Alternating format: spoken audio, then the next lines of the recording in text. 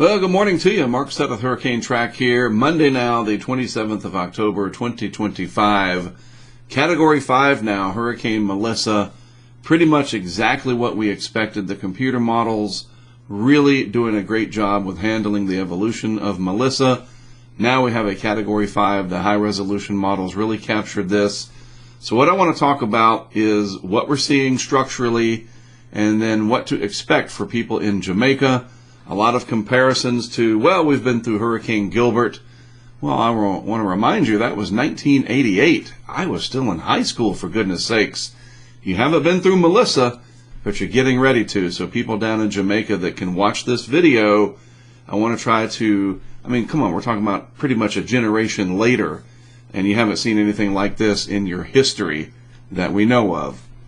So I want to do the best I can to kind of walk you through what to expect and then the aftermath and so forth. Then we're going to look at where this is headed post-Jamaica as well. All right, so let's get started with a look at the satellite loop here.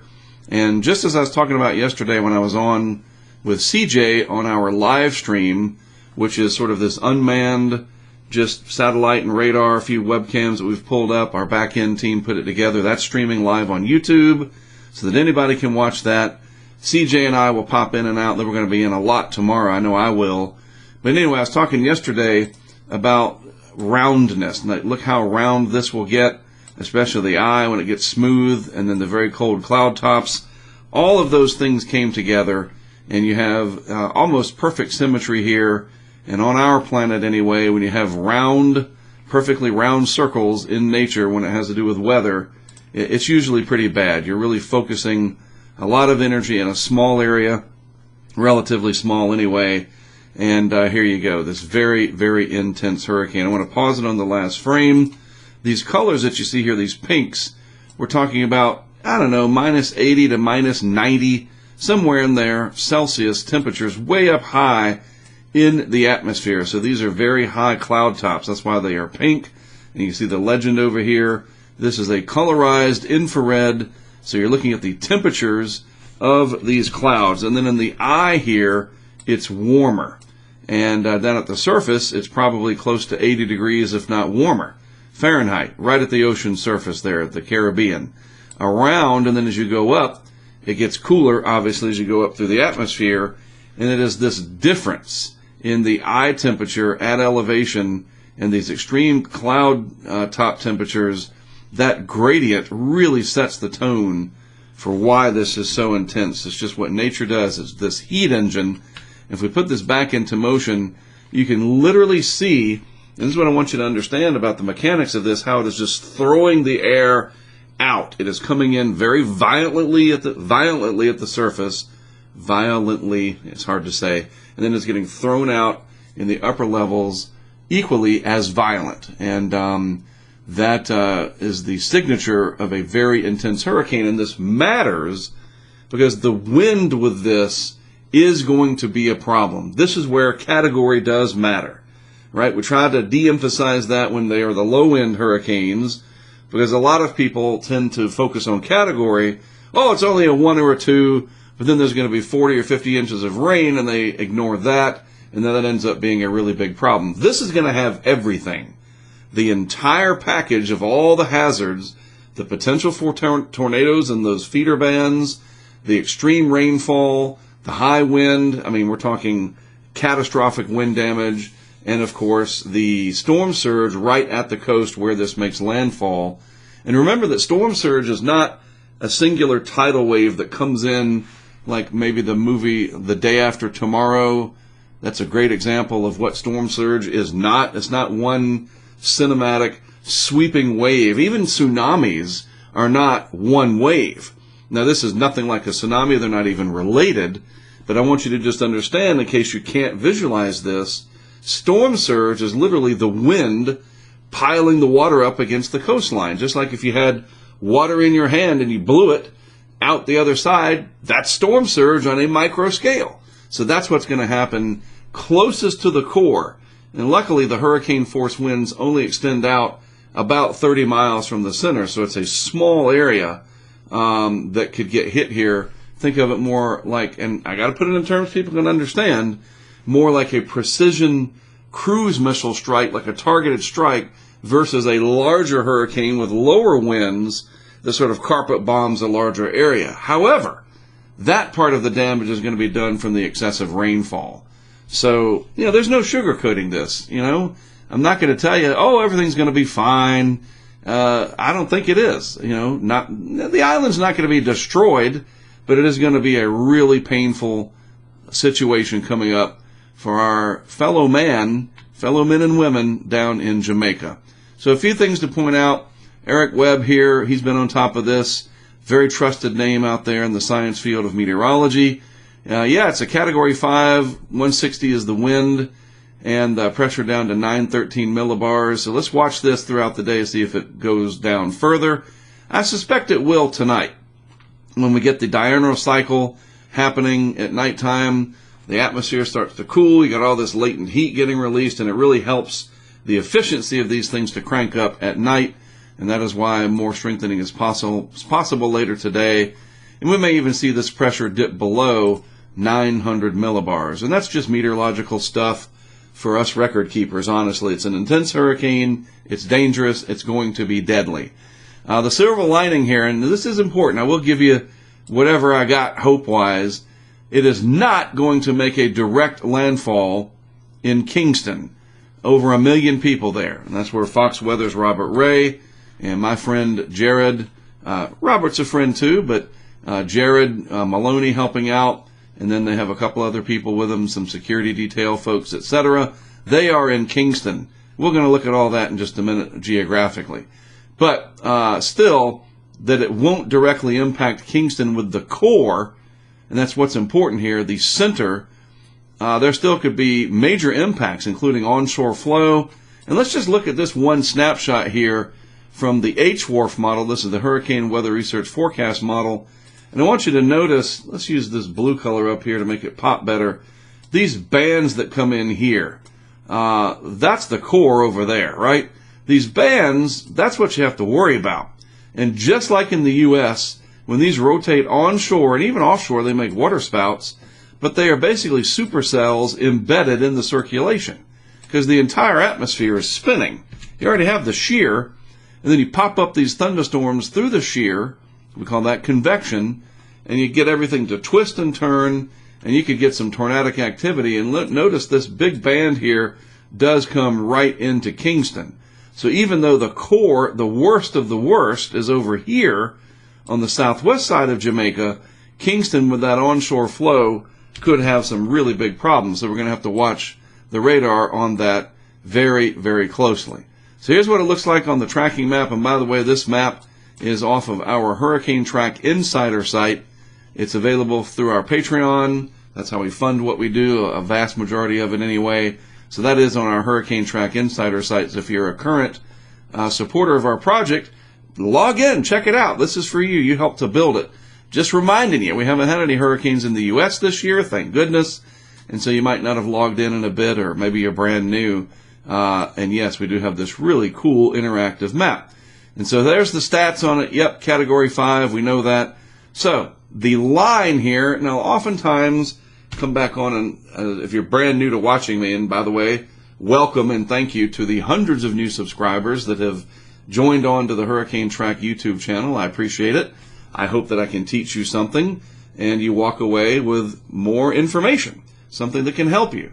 And on that line of thinking, one thing that we talk about in hurricane education is not focusing on the center line or the skinny black line or whatever you want to call it. This guy right here that goes right down the middle. Don't focus on that in terms of overall impacts.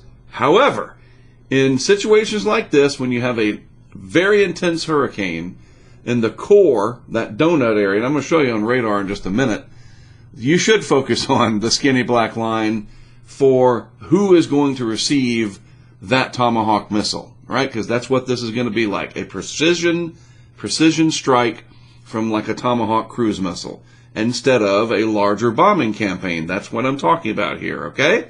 So yes, in this case, focusing on the skinny black line is relevant. And that being said, let's zoom in and see where that core, which by the way, 30 miles out from the center, we do have a little distance calculator deal here. What would that look like? Well, there's the center. So there's 3 miles. Let's get it all the way out to 30. So the hurricane force winds would extend out from the center about like that. And there you go. Yeah, 30 miles. So that's the extent. And if you were to draw this all the way around, that's going to be your core, right? So Kingston should be out of that. Hopefully. That's the biggest population area. And as Eric was referring to, it is less populated. Less doesn't mean zero, but it is less populated on this southwest side of Jamaica, and that is at least one bit of good news. Now, for all of the storm chasers that have flown out there and that think they're going to go down here to intercept, have fun with that. I never want to besmirch you, but I don't think I would do that. And in fact, I know I wouldn't. That's why I'm here talking to you from Wilmington, North Carolina. I'm just not going to mess with that, because look at the road system. They're few and far between. You got Alligator Pond down here. And I saw people swimming out here yesterday on a video posted from Jamaican media on the Twitter there. And so this is a great example of that surge. Your onshore flow, if this is your core coming in like that, your onshore flow is going to be like this, funneling into these concave areas. And you could get 9, 10, 12 feet of actual water rise with enormous waves on top. You have to understand that south of Jamaica, the Caribbean, it's very, very deep. So closest to the coast, you're going to shove that water in there. And so it's only going to come up 9, maybe 12 feet. In the United States, say off the coast of Texas and Louisiana, that'd be closer to 30 because the coast is much shallower the farther out you go. Jamaica, you go offshore and it drops very quickly.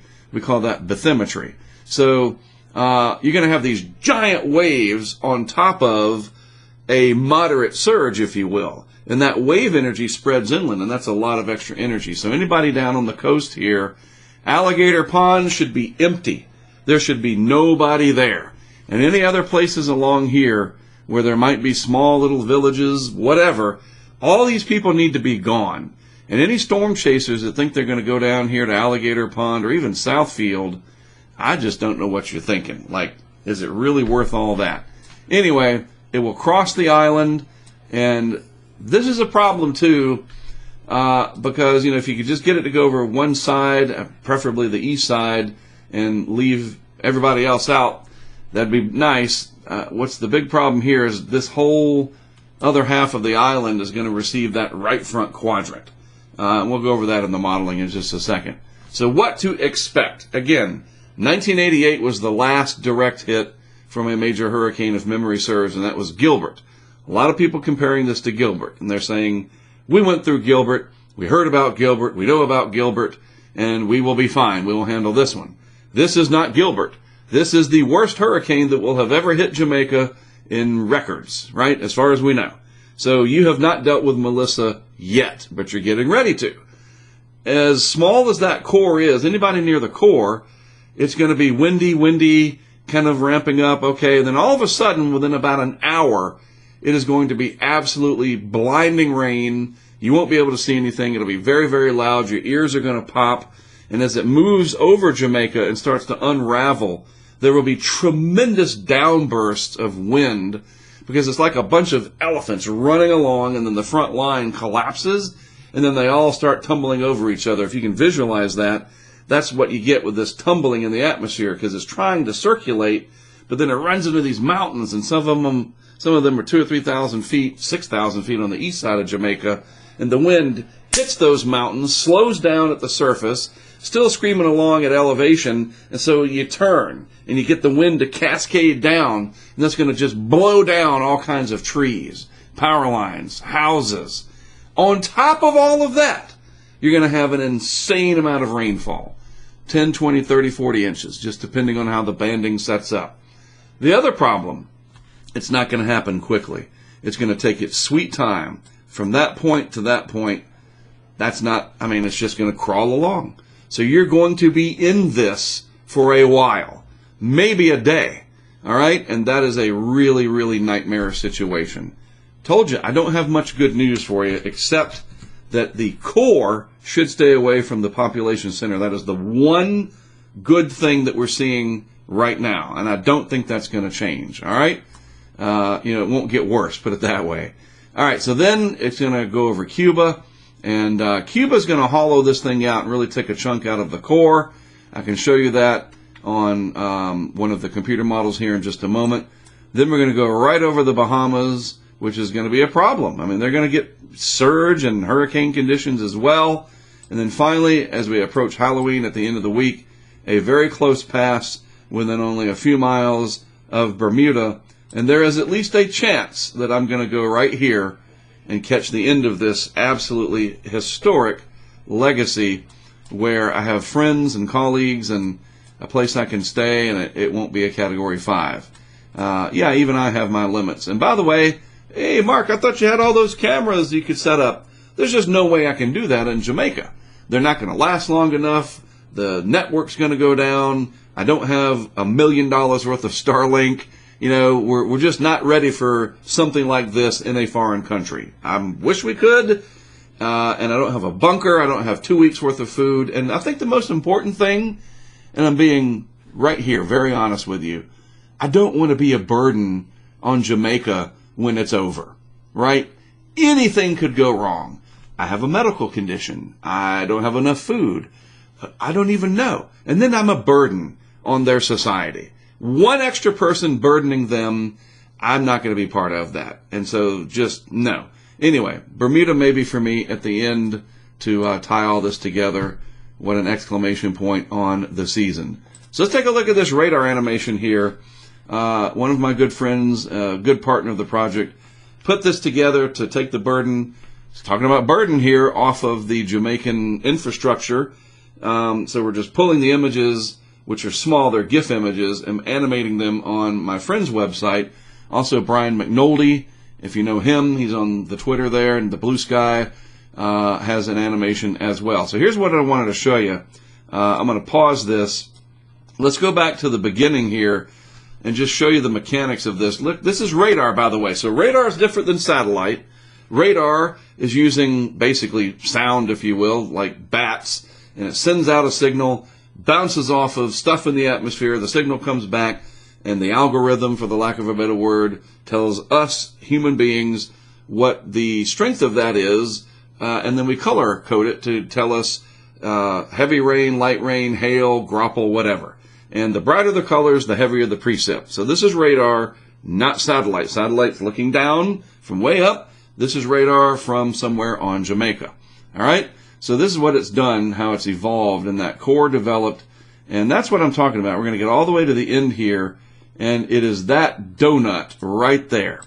That little donut in there. That is the core of the hurricane. That is where the 160-plus mile per hour winds are. 160 mile per hour winds are absolutely not happening over here. They're not happening over here either. Boy, I bet you there's some supercell water spouts out there. That would be incredible to see. Does NOAA have a sail drone out here? God, that would be amazing. Anyway, just thinking of this from the science perspective and all that we're looking at. So these are the bands, and you can see that tiny little area right there. That is the Tomahawk missile I keep referring to. The whole thing is your big B-52 World War II type carpet bombing. And I have to be very graphic about this so people understand what they're dealing with, all right? And so we run this back, you run it forward. This is what we're going to be watching very closely. So tomorrow on our YouTube stream, probably even tonight before I go to bed, we're going to flip this over, and it's just going to be this big radar shot full screen, because it is very important where this makes landfall, and we can track it across, and I'll be on tomorrow in and out talking about it a lot. So we'll be watching the radar very, very closely. Now, computer models, there's a bunch of them. This is one of the newest ones, specifically made for hurricanes, tropical cyclones. It is the Hurricane Analysis Forecast System.